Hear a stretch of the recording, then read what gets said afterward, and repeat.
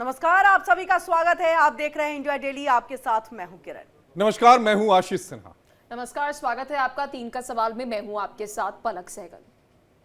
और 3 का सवाल में हम आज के मुद्दे की बात कर लेते हैं कि किस पर आज हम चर्चा करने जा रहे हैं। तो अमेरिका में लाखों भारतीयों की नौकरी पर संकट मंडरा रहा है। देखिए, ट्रंप प्रशासन ने बड़ा फैसला लिया है। अब वर्क परमिट का स्वतः विस्तार नहीं मिलेगा। मतलब साफ है कि जब तक नए दस्तावेज की जांच और मंजूरी नहीं होगी, तब तक विदेशी कामगार अमेरिका में काम नहीं कर सकेंगे। यानी अब हर बार नई जांच, नई प्रक्रिया, नई चिंता, क्योंकि इस फैसले से सबसे ज्यादा असर भारतीय कामगारों पर पड़ने वाला है। तो वहीं ट्रंप प्रशासन ने फिर से अमेरिका फर्स्ट का नारा बुलंद किया है। अब विदेशी कामगारों को अमेरिका में काम करने के लिए सख्त जांच से गुजरना होगा। वर्क परमिट का स्वतः विस्तार खत्म। बाइडेन सरकार की राहत नीति को अब रद्द कर दिया गया है। इस कदम के बाद भारतीय प्रोफेशनल्स के लिए अमेरिका का सपना और मुश्किल हो गया है। सवाल उठता है कि क्या अमेरिका प्रवासियों के लिए दरवाजा धीरे धीरे ही सही बंद कर रहा है क्या? अमेरिका में विदेशी कामगारों के लिए बड़ा बदलाव जो है वो लागू हुआ है। 30 अक्टूबर से अब रोजगार प्राधिकरण दस्तावेज का स्वतः विस्तार नहीं होगा।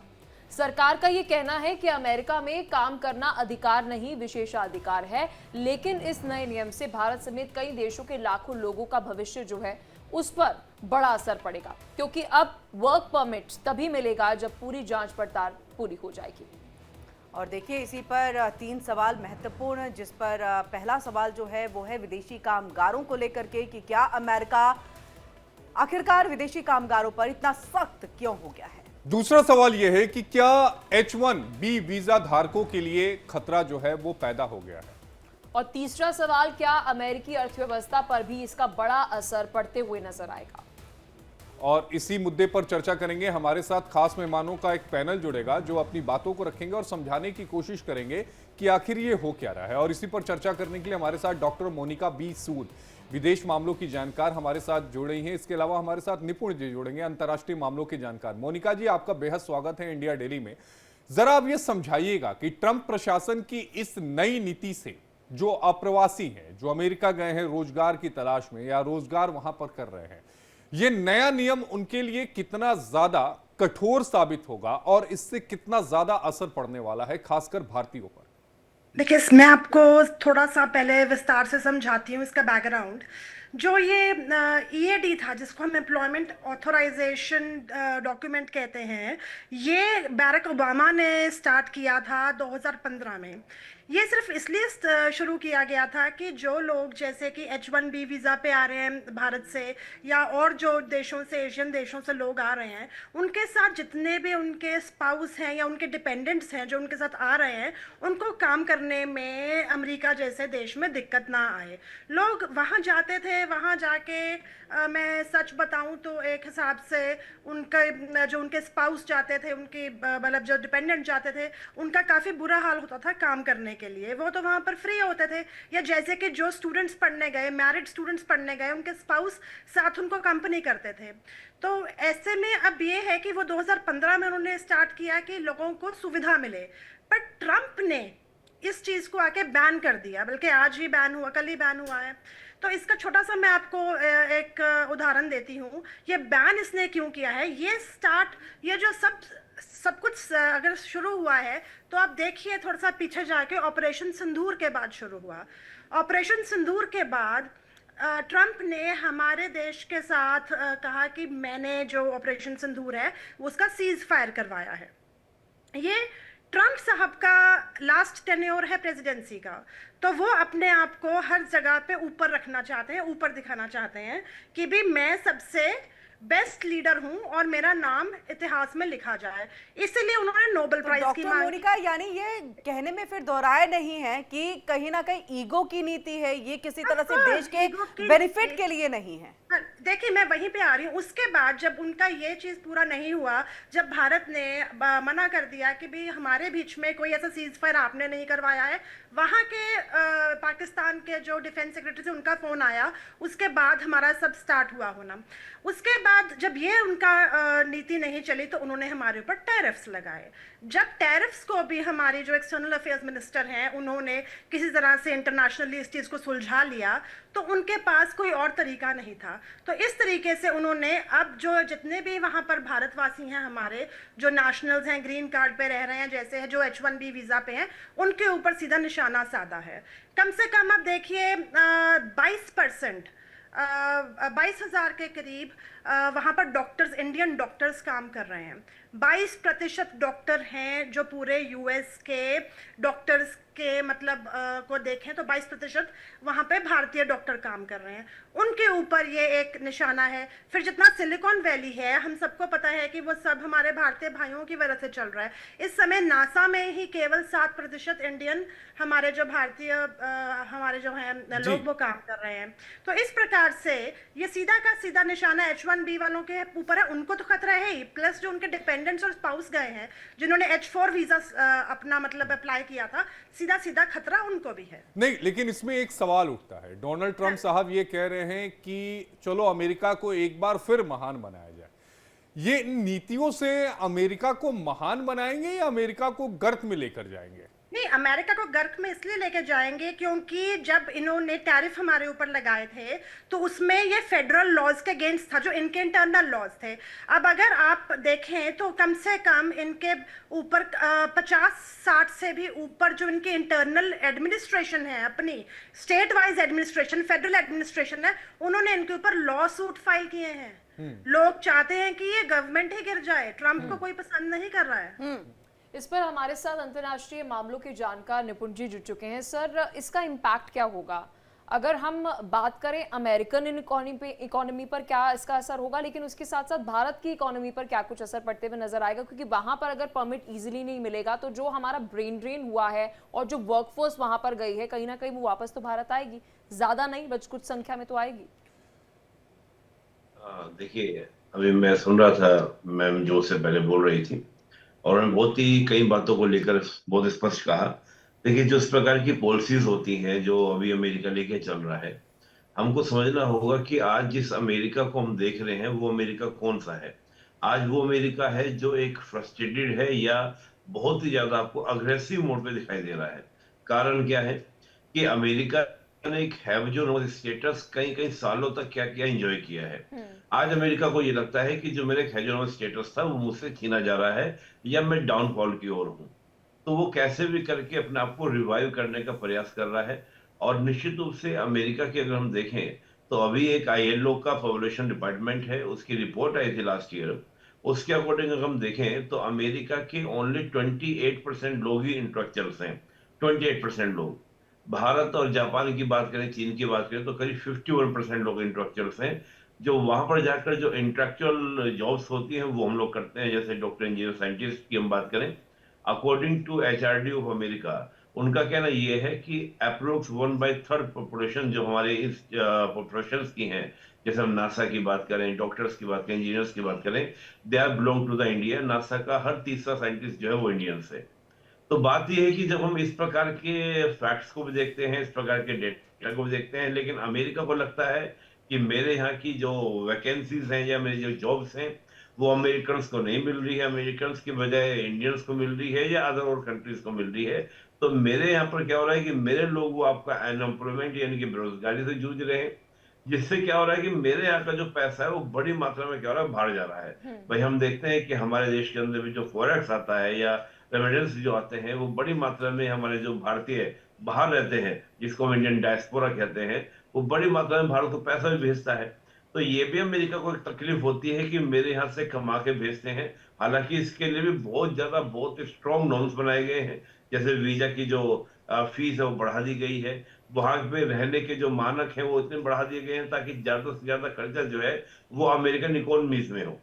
तो बात यह है कि अमेरिका जो एक ग्लोबलाइजेशन, लिबरलाइजेशन, प्राइवेटाइजेशन 90s में बात कर रहा था, वो आज डी ग्लोबलाइजेशन की बात कर रहा है। और डी ग्लोबलाइजेशन की बात इसलिए भी कर रहा है कि था क्या कि जब हम बात करते हैं 90s में, तो अमेरिका ने सोचा था कि हमारे जो प्रोडक्ट्स हैं वो पूरे वर्ल्ड में छा जाएंगे। भारतीयों ने इसको क्या लिया, पॉजिटिव तरीके से लिया। भारत ने सर्विस सेक्टर पे कंट्रोल किया इन सब देशों के अंदर। आज अमेरिका को यह लगता है कि हमारा जो सर्विस सेक्टर था उसको कहीं ना कहीं हाईजैक कर लिया गया है इंडियंस के द्वारा। खास तौर से इंडियंस का नाम ले रहा हूं क्योंकि ज्यादा जो हमको देखता है जो तलवारें चल रही हैं वो आजकल इंडियंस के अगेंस्ट ज्यादा चल रही हैं। चीन के साथ तो समझौता करने की स्थिति में कहीं ना कहीं ट्रेड डील की स्थिति में वो आ चुका है। तो जो हमारे साथ इश्यूज हो रहा है, जो आपने कहा ब्रेन ट्रेन को लेकर, हम तो उसको लेकर काफी चिंता रहती थी कि प्रतिभा पलायन, पढ़ाते लिखाते हम हैं, काफी अच्छा खासा खर्चा होता है एक एक मतलब इंजीनियर को तैयार करने में, डॉक्टर को तैयार करने में, और जब उसका ब्रेन तैयार होता है, जब उसको सर्विस देने का समय आता है, वो वो दूसरे अमेरिका में मुल्क जाके चले देता है। हालांकि उसका हमको बेनिफिट भी रहा, हमारे प्रधानमंत्री बिल्कुल। कई बार लेकिन बोले निपुण भी जी, है। इसी से जुड़ा एक सवाल जी। फिर ये कि क्या समझे, क्योंकि अगर जो हम ब्रेन ड्रेन की बात करते हैं वो रुक जाए, यानी कि जो एक कहते हैं ना टैलेंट है वो भारत में ही रह जाए, और जो बाहर जाता हुआ अमेरिका का पैसा है वो अमेरिका में ही रह जाए, फिर अब बेनिफिट किसको, लॉस किसको देख रहे हैं? मैं भारत के ही तर्ज पे ये सवाल पूछ रही हूँ। देखिए, एक तो बात यह है, मैं हमेशा एक बार बोलता आया हूँ, और जो हमारे प्रधानमंत्री जी बोलते हैं कि भारतीयों में एक खास बात है क्या, कि अगर कोई प्रॉब्लम भी आती है तो हम उस आपदा में अवसर ढूंढते हैं, राइट। और इसको आप अवसर की तरह लीजिए। ब्रेन ड्रेन रुकेगा, भारत का रुकेगा, हमारी जो प्रतिभा वो बाहर नहीं, जाने से ब्रेन रुकेगा, तो ड्रेन तो निश्चित सर रूप से। छोड़िए कि जो ब्रेन वहां पर गया वो फिर पॉलिश हुआ, पूरा एक हम कह सकते हैं कि यहाँ से जो सब पढ़ाई लिखाई की, फिर वहां पर वर्क किया, काम किया, और वो पॉलिश हो गया है, और फिर वो भारत में वापस आएगा, तो हमारे लिए तो और विन विन सिचुएशन है। बहुत ज्यादा सिचुएशन, आप देखिए नासा के साइंटिस्ट वापस आते हैं, डॉक्टर्स वापस आते हैं, इंजीनियर्स वापस आते हैं, तो ये तो उनको अच्छा खासा एक्सपीरियंस। और हमेशा जो हमारे पीएम बोलते हैं ना, राष्ट्रदूत, यानी कि वो राइट। राजदूत नहीं है, वो राष्ट्रदूत हैं। वहां पर हम अपनी कल्चर को लेकर पहुंचते हैं, कल्चर के साथ कनेक्टिविटी होती है, उसको लेकर वो वापस आएंगे। और मुझे लगता है कि अमेरिका अपना ही नुकसान कर ठीक रहा है, जो है मैंने आपको डॉक्टर कहा मोनिका, आईएलओ देखिए का। कहने सुनने में बहुत अच्छा लग रहा है कि आपदा को हमने अवसर बना दिया, बट सवाल ये है कि लेट्स अज्यूम कि अगर ऐसा होता है कि वो साइंटिस्ट, वो सीईओज, वो मेडिकल क्षेत्र में डॉक्टर्स अगर वापस आते हैं, तो हमें एक वो माहौल उन्हें यहाँ पर देना है कि वो अपना खुद का स्टार्टअप कर सकें, वो खुद की कंपनीज बना सके, वो खुद के मेडिकल इंस्टीट्यूट्स बना सके, वो खुद की रिसर्च कर सके, हम R&D पर उतना खर्च करें और वो एनवायरमेंट उनको यहाँ भारत में दे। देखिए, ऐसा है इसके बारे में कि जो आप बोल रहे हैं R&Ds दें, वो हम माहौल इसमें ऑफ कोर्स पैदा कर सकते हैं इस चीज़ के लिए कि हमें उन्हें वो सब सुविधाएं देनी चाहिए जिसको वो वापस लेके आ रहे हैं, उनके लेवल की सुविधाएं देनी चाहिए।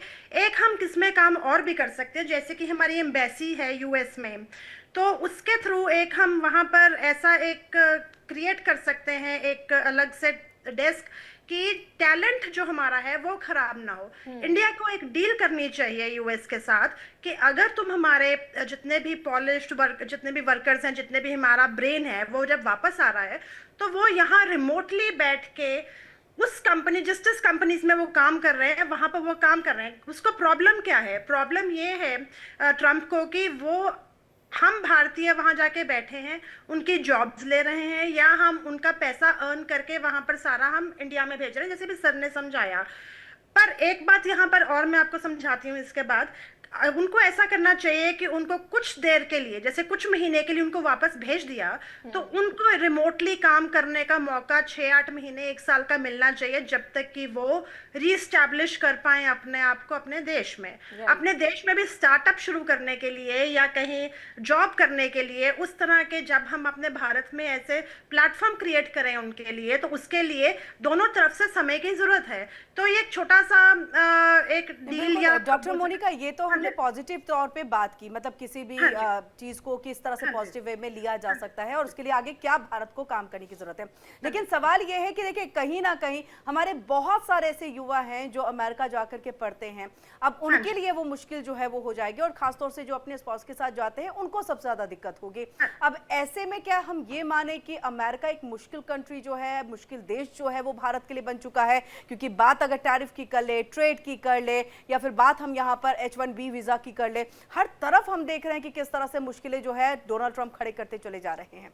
तो अब ऑप्शंस और खोजने पड़ेंगे, यानी कि अब अमेरिका ना जा करके आप ऑस्ट्रेलिया चले जाइए, ब्राजील का रुख कर लीजिए, यानी आपको जहां बेहतर और जो है स्टडी के लिए चीजें मिल पाए, अब वहां का रुख करिए, ऑप्शंस खोजने पड़ेंगे। पिछले साल मैंने इस चीज के ऊपर एक शो और आर्टिकल किया था कि आपको मैं बताती हूँ कि हमारा जो यहाँ का युवा है, जो हमारे बच्चे हैं यहाँ के, वो यहाँ से, इंडिया से यूएस, और सिर्फ यूएस कनाडा की बात कर रही हूँ, और यूरोपियन कंट्रीज और ऑस्ट्रेलिया न्यूजीलैंड की बात नहीं कर रही हूँ, $8.8 billion in the terms of fee India से बाहर जा रहा है। अमेरिका का, वो भी ट्रम्प साहब को ये नहीं समझ आ रहा है कि भी वो भी तो बंद हो जाएगा, कौन पढ़ने जाएगा वहां पे। इतनी मुश्किलें पैदा कर रहे हैं उनके लिए। 8.8 बिलियन डॉलर कम नहीं होता एनुअल पर साल, हर वर्ष की बात कर रही हूँ आपसे, ठीक है। और ऊपर से जो इंडियन स्टूडेंट्स हैं, भारतीय स्टूडेंट्स हैं, जो भी एशियन स्टूडेंट्स हैं, उनके लिए कोई स्कॉलरशिप्स नहीं होती हैं, बहुत कम मिलती हैं। तो ये जो हमारे बच्चे हैं यहाँ से वहाँ पढ़ने जा रहे हैं, तो उनके लिए भी भारत को कोई ना कोई ऐसी नीति अपनानी चाहिए। जैसे कि अभी हमारा यूके FTA ट्रेड डील हुआ, उसमें यूनिवर्सिटीज यहाँ पर खुलेंगी, तो हमारे भारत के जो बच्चे हैं, जो हमारा ब्रेन है, टैलेंट है, मेरे हिसाब से वो इंडिया में ही, भारत में रहना चाहिए, ताकि हमारे देश को फायदा हो। लेकिन निपुण जी, एक सवाल यहां पर यह उठता है कि डोनाल्ड ट्रंप की इन नीतियों से अमेरिका को क्या वाकई फायदा मिलेगा? क्योंकि देखिए, चाहे आप नासा की बात कर लीजिए, चाहे आप मेडिकल क्षेत्रों की बात कर लीजिए, चाहे आप इंजीनियरिंग की बात कर लीजिए, वहां आरक्षण से तो काम नहीं चलेगा, वहां योग्यता चाहिए होगी। अगर भारतीयों के पास योग्यता है तभी आज वहां पर वो बैठे हुए हैं, तो आप योग्यता को आरक्षण से तो नहीं काट सकते ना, कि आप वहां के लोगों के लिए आरक्षित कर देंगे, नहीं भाई अमेरिका ही नहीं जाएंगे, तो फिर वो तो नासा तो कभी उड़ा ही नहीं पाएगा। फिर कि हर देश जो पॉलिसीज बनाता है वो अपनी नेशनल इंटरेस्ट को देखकर बनाता है, लेकिन कई बार क्या होता है कि नेशनल इंटरेस्ट जो है ना, एक लीडर के इंटरेस्ट में कंफ्यूज सा हो जाता है। और डोनाल्ड ट्रंप का जब हम चुनावी कैंपेनिंग देखते हैं, तो उन्होंने वादे किए थे कि मैं सबको रोजगार दिलाने का प्रयास करूंगा, रोजगार दूंगा। तो कहीं ना कहीं मैं उसको ये भी देखता हूँ कि वो अपने वोट बैंक को, जिनसे उन्होंने वादा किया था, उनको रिझाने के लिए भी ऐसे स्टेप ले रहे हैं। और केवल आप डोनाल्ड ट्रंप को ना देखें, आप अगर बराक ओबामा का टेन्योर भी देखें, तो बराक ओबामा को मैंने कई बार सड़कों पर घूमते हुए, लोगों से बात करते हुए, कई बार मैकडी में जाते बात करते हुए उन्होंने कई बार बोला कि अमेरिकन पढ़ो, नहीं तो इंडियंस और चाइनीज जो है तुम्हारी जॉब्स खा जाएंगे। ये बात बराक ओबामा भी बोल रहे थे, तभी से बात चिंता चल रही थी। हालांकि उसके लिए तो उन्हें अमेरिका को नशा मुक्त बनाने के लिए पहले प्रयास किया जाना चाहिए था। जो अमेरिका की जड़ों में जो नशा पहुंच चुका है, वहां की यूथ में जो तस्वीरें आती हैं, जो खबरें हम पढ़ते हैं, उससे तो यही लग रहा है कि यूथ जो है वहां नशा पहुंच चुका है, इन पे कंट्रोल नहीं कर पाई, और यही वजह है कि अमेरिकन जो है वो पिछड़ते हुए नजर आ रहे हैं। इससे इनकार नहीं कर सकते आप। आशीष जी, मैं तो आपको डाटा दिया कि ILO का जो पॉपुलेशन डिपार्टमेंट है, उसकी रिपोर्ट के अकॉर्डिंग अमेरिका में ओनली 28% लोग इंटेलेक्चुअल्स हैं, 28%। और भारत की अगर हम बात करें तो 51% इंटेलेक्चुअल्स हैं। तो इसका मतलब डाटा क्लियर है कि अमेरिका में जो आपका इंटेलेक्चुअल जो जॉब्स हैं, उनको करने के लिए अमेरिका में लोग ही नहीं है। तो उनको बाहर से कहीं ना कहीं क्या करना होगा, लेना होगा, या फिर आपका जो रोबोट है, रोबोट के थ्रू आपको चलना होगा। यही आपकी प्रक्रिया है। तो कहने में अमेरिका ठीक है, वो लुभाने के लिए कर रहा है, लेकिन डॉक्टर्स हैं, मुझे आप ये बताइए, डॉक्टर को अगर आप बाहर निकाल देंगे और कम कर देंगे तो उसकी पूर्ति कहां से? आपने बहुत इंटरेस्टिंग बात की कि वहां के लोग तो नहीं कर पाएंगे, तो फिर डॉक्टर वहां पर इलाज कैसे होगा? ऑटोमेटिकली वहां पर एक पैनिक क्रिएट होगा, क्राइसिस क्रिएट होगा। और देखिए होता क्या है कि आपने एक लंबे समय तक चीजें महंगी भी हो जाएंगी। अगर आप समझिए कि अगर डॉक्टर्स निकलते हैं, अगर जहां 100 डॉक्टर हों, वहां से आप 50 या 60 को निकाल दें, 40 डॉक्टर बचते हैं। एक तो जाहिर तौर पर वहां पर फीस भी महंगी होगी, वहां पर वेटिंग पीरियड भी, बहुत सारी चीजें हो जाएंगी, इंपैक्ट बहुत ज्यादा आएगा। बिल्कुल बिल्कुल, मैं उसी बात को कह रहा हूं। तो हर चीज का इम्पैक्ट और एक पैनिक क्रिएट होगा। उस पैनिक को कैसे हैंडल करेंगे? तो होता क्या है कि कई बार, जैसे मैंने कहा, कि नेशनल इंटरेस्ट को साधते हुए जो बात की जाती है लीडर के द्वारा, तो लीडर अपने इंटरेस्ट को प्राथमिक लेता है और नेशनल इंटरेस्ट को पीछे कर देता है। तो आज कहने को तो बातें लग रही हैं कि अमेरिका कह रहा है हम ऐसा कर देंगे, वैसा कर देंगे, लेकिन ये इतना इजी अमेरिका के लिए भी नहीं होगा। और मैं जो बोलता हूँ, ये हमारे प्रधानमंत्री जो बोलते हैं, उनका कहना यही है कि देखिए, आपको दुनिया में जिस प्रकार के चेंजेस हो रहे हैं, आपके पास में जब उसका बूते ना हो या आप उसको कंट्रोल ना कर सकें, तो बेटर है कि अपने आप को आप क्या करें, बेटर से बेटर तैयार करें। आज आप सोचिए, इंडिया का जो मेडिकल है, विदेश के लोग भारत में आके इलाज कराते हैं। रीजन क्योंकि यहाँ पर सस्ता है। आपके जितने नेबर कंट्रीज हैं, भारत में आके इलाज कराते हैं। यूरोप तक के लोग भारत में आके इलाज कराते हैं। तो जब उनको हाई क्लास लेवल के डॉक्टर्स मिलेंगे, वो भी एक्सपीरियंस जो अमेरिका से भी आएंगे, तो आप सोच सकते हैं कि भारत का एजुकेशन, आपका जो हेल्थ इंडस्ट्री है, वो कितना ज्यादा इंक्रीज करेगी। तो क्या मैं मान के चल रहा हूं, डॉक्टर मोनिका जिस तरीके से निपुण जी कह रहे हैं, तो ये लगाएं, इस पूरा समअप अगर हम करने की कोशिश करें कि प्रॉस जो हैं वो भारत के साथ है, कॉन्स जो हैं वो इस वक्त अमेरिका के साथ है, कि रिसेशन तो डीप कहा जा रहा है होने वाला है वहां पर। इन्फ्लेशन भी वहां पर हो जाएगी अगर ये कदम उठाया जाएगा, और जैसे हमारी बल्ले बल्ले, क्योंकि हमारा ब्रेन ड्रेन हमारे पास वापस आ रहा है, वो भी पॉलिश होकर। हाँ जी, और हम उसके लिए बहुत सारे विकल्प यहाँ बना सकते हैं, प्लेटफॉर्म बना सकते हैं, काफ़ी डील्स कर सकते हैं अमेरिका के साथ इन चीज़ों में। और ऐसा भी एक चीज़ है कि ट्रम्प तो निकल जाएंगे ये सब चीज़ें लागू करके, बाद में इनका जो भरपाई है वो सब जो जितने भी अमेरिका के देशवासी हैं, जो उनके नेशनल्स हैं, उनको ये भरपाई करनी पड़ेगी, और उस समय इनके हाथ से सब कुछ निकल चुका जी, होगा। बिल्कुल। कि जैसे निपुण सर जी, ने कहा, हाँ जी, जैसे निपुण जी ने कहा कि भी ये एक लीडर का मतलब फैसला है, एक ये लीडर की एडमिनिस्ट्रेशन का फैसला नहीं है। नो डाउट नेशनल पॉलिसीज हैं, पर नेशनल पॉलिसीज को कैसे कहाँ कैसे इम्प्लीमेंट करना है वो ट्रम्प अपने अकॉर्डिंगली अपने तरह से अपने आप को प्रूव करने के लिए कर रहे हैं। तो जैसे मैंने आपको पहले बताया कि, और हम बात कर रहे थे कि ईगो प्रॉब्लम है, तो ये अपना ईगो ही सेटिस्फाई कर रहे हैं अपना वो पूरा। बिल्कुल। लेकिन निपुण जी, ये तो हमने डॉक्टर, इंजीनियर्स, नासा में काम करने वाले साइंटिस्ट, इन सब के बारे में बात की, लेकिन भारत की तरफ से कई ऐसे और जाते हैं लोग जो वहाँ पर जा कर के, चाहे हम कहें कि ड्राइवर की नौकरी करना हो, प्लम्बर की नौकरी करना हो, इस तरह के भी कामों में जो है वो रहते हैं। उसके साइड बाय साइड उनकी जो स्टडी का कार्य है वो भी चीज़ें चलती रहती हैं, और वीज़ा के थ्रू ही जाते हैं, यानी लीगल तौर पर वो जाते हैं। उनके लिए अब मुश्किल की घड़ी फिर ज़्यादा हो जाएगी, क्योंकि वो जब वापस आएंगे तो जिस एक जो कमाना, जो आप डॉलर में कमाते हैं, वो आप आकर के फिर रुपयों में कमाएंगे, तो वो एक कहीं ना कहीं उनके लिए एक नुकसान है। इसके साथ साथ एक ऑप्शन क्या और विकल्प क्या बचता है कि आप अमेरिका में ही रह करके जो आप काम कर रहे थे उसी को करिए, उसके लिए क्या एक रास्ता जो है वो निकाला गया है ट्रम्प की तरफ से और सरकार की तरफ से? देखिए, एक इंटरेस्टिंग बात आपने कही, और मैं इस बात को ये कहूंगा कि जब हम इन 3-4 मैंने जो जॉब्स के बारे में बात की, डॉक्टर, इंजीनियर, साइंटिस्ट के अलावा और सबके अगर हम बात करें, तो उनका भी दबदबा काफी अच्छा और बढ़ रहा है। और देखिए आजकल क्या है कि अमेरिका में जो पॉलिटिकली एक आइडेंटिटी इंडियंस की बनी है, चाहे हम विवेक रामास्वामी की बात करें, कमला हैरिस की बात करें, सबकी बात करें, एक आजकल जब हम देखते हैं डोनाल्ड ट्रम्प का टेन्योर, चाहे पिछले वाला देखें चाहे इस बार वाला देखें, एक रेसिज्म भी आपको देखने को मिलेगा, और इंडियंस के अगेंस्ट आपको वहां पर अटैक्स भी मिलेंगे, देखने को मिलेंगे। अक्सर सुनने में आएगा कि इंडियंस पर अटैक किया, इंडियंस पर अटैक किया। तो जो ये अटैक्स होते हैं काफी बड़ी मात्रा में, जिनका आपने नाम लिया कि जैसे एक आपका टैक्सी ड्राइवर है, तमाम तरह जो जॉब करने वाले लोग हैं उन पर अटैक हो रहे हैं। तो इसका मतलब निश्चित रूप से बात है कि अमेरिका में इस प्रकार का एक एनवायरनमेंट क्रिएट हुआ है कि इंडियंस हमारी जॉब खा रहे हैं, चाहे वो कोई भी जॉब क्यों ना हो। तो ऐसी स्थिति में अमेरिका में काम करना बड़ा मुश्किल होगा।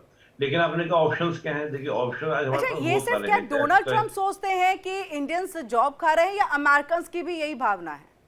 नहीं, मैंने कहा भी आपको, जब एक पॉलिटिकली आप आइडेंटिटी बन जाते हैं किसी देश में जाने के बाद, और आप आके सर्वोच्च मतलब पदों पर आपका आप बैठने वर्चस्व लगते है हैं, आप प्रेसिडेंट पर भी आपका, कमला हैरिस की आप बात कर सकते हैं, आप बात कर सकते हैं कि और भी पॉलिटिकली जब सीटों की बात होती है चुनाव के कैंपेनिंग में, बकायदा पीएम मोदी जाकर जब ये कहते हैं ट्रम्प सरकार, इसका मतलब भारतीयों का दबदबा वहां पर है, और पॉलिटिकल एक आइडेंटिटी बन चुके हैं। तो इसका मतलब निश्चित रूप से जो वहां के लोकलाइट होंगे वो कहीं ना कहीं इंडियन से हेट भी करेंगे। और अक्सर हमें सूचना मिलती है कि फलाना जगह अटैक हुआ, 2 इंडियंस पे गोली मार दी गई, कहीं पे इंडियंस को रेल में पीट दिया गया, ये अक्सर अमेरिका से आने वाली खबरें हैं।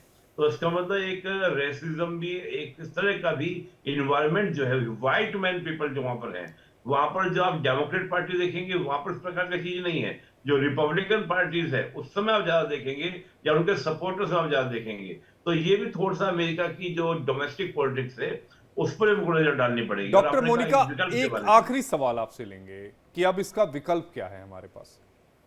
इसका विकल्प ये है कि हमें कोई ना कोई डील या कुछ ना कुछ ऐसे प्रस्ताव रखने पड़ेंगे अमेरिका के सामने।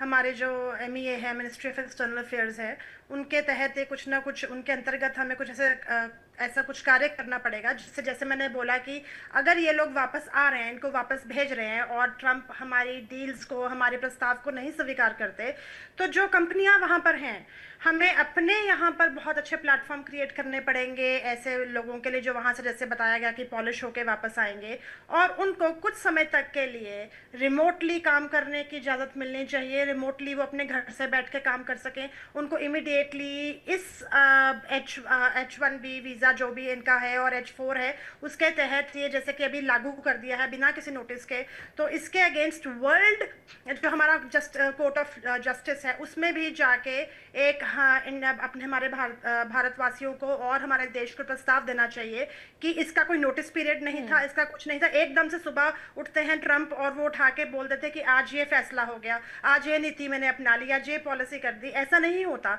हर किसी चीज़ का नोटिफिकेशन पीरियड होता है कि ये इस दिन से लागू होगा या 1 महीने बाद या 10 महीने बाद। तो इस हिसाब से हमें प्रस्ताव रखना पड़ेगा और हमें इंटरनेशनल कोर्ट में ये इस चीज़ का केस फाइल करना पड़ेगा। जी बिल्कुल। मोनिका जी और निपुण जी, आप दोनों का बहुत शुक्रिया, आपने अपना कीमती समय हमें दिया और आपने ये दर्शकों को बताया कि डोनाल्ड ट्रंप के इस फैसले के क्या मायने हैं। 3 के सवाल में अभी के लिए इतना ही। वक्त एक ब्रेक का हो गया है। इंडिया डेली अब आपके स्मार्ट टीवी पर भी मौजूद है। इंडिया डेली 24/7 अब इन सभी प्लेटफॉर्म्स पर आप लाइव देखें।